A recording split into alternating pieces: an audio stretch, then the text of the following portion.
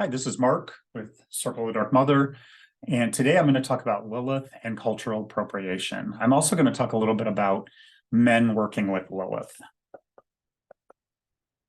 So where does Lilith come from?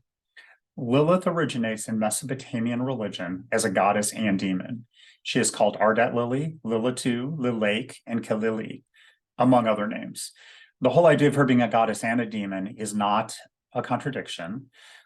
In Mesopotamia, gods and goddesses are deities.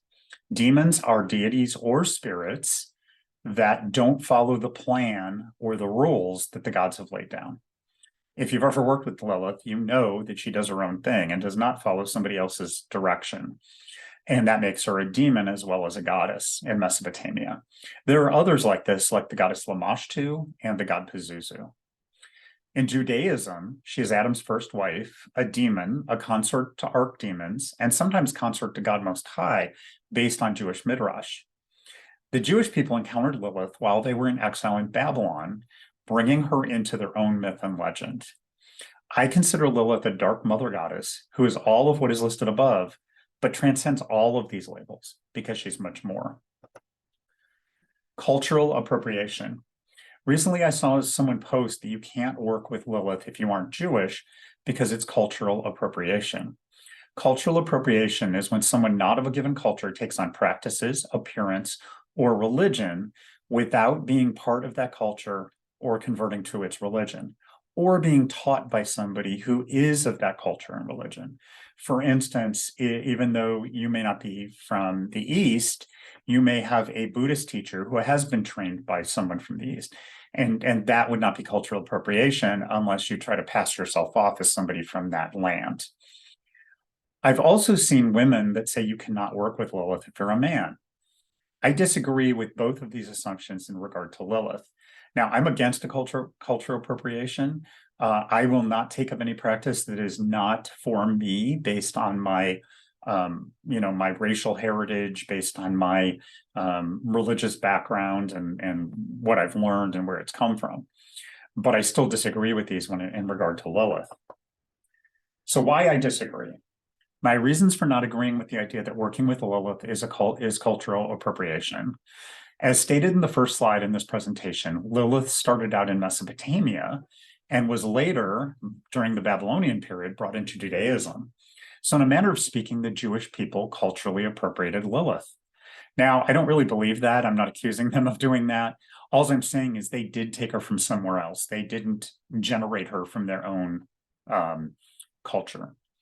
They did adapt her to their culture, though. For most Jewish people, Lilith has been demonized and turned into a sort of boogie woman. I don't believe that it is cultural appropriation when a culture has discarded a being for someone else to cleave to her. So because the Jewish people have said she's a demon and don't want anything to do with her, I don't think not being Jewish makes it wrong to work with her. Also, many Jewish authors have written on Kabbalah and taught on Kabbalah over many decades and admitted non-Jews to the Kabbalistic tradition. This means that anything of Kabbalah is open beyond just Jewish religion. And that is also a fact that Lilith is a big part of Kabbalah. She's a big part of the Zohar, which is one of the major works of Kabbalah. And so if somebody's been taught and brought into Kabbalah, they're also not doing anything against Jewish tradition if that comes originally from rabbis. Men and Lilith. My reason for not agreeing with the idea that men cannot work with Lilith. Lilith does absolutely hate the patriarchy that diminishes women and anyone that doesn't conform to its gender paradigms. Lilith welcomes anyone that comes to her as long as they are open to transformation. Men that demean, exploit, or abuse women will not be welcomed by Lilith. Lilith is the goddess of anyone who is marginalized, and that doesn't mean just women. Many people of different gender identities are marginalized and are welcomed by the Dark Mother. And of course, people of color, people from different religious backgrounds, all of these people have been marginalized and cast away by society. And so she welcomes all. Now, if you're not from one of these and you're a man, it's really about how do you treat women? How do you treat the marginalized? So it's really a one person aspect. She judges people as individuals, because I really think her hating men would be just as bad as what she doesn't like in people that hate women. So I really believe that she does love men who are not patriarchal and misogynist.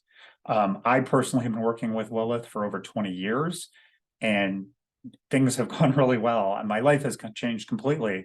And she is the center of everything I do. So again, I think it's individual based. I don't think it's a hard set rule on either of these. I don't think it's cultural appropriation, and I do believe men can work with Lilith. Now, I think everyone should have their own view, and you shouldn't believe this just because I've said so. If you consider Lilith cultural appropriation, then don't work with her.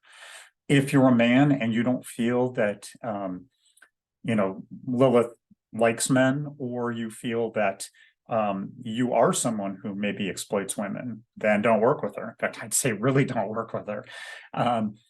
But these are my views. If you disagree, that's okay. And hopefully you enjoyed this and it was thought-provoking.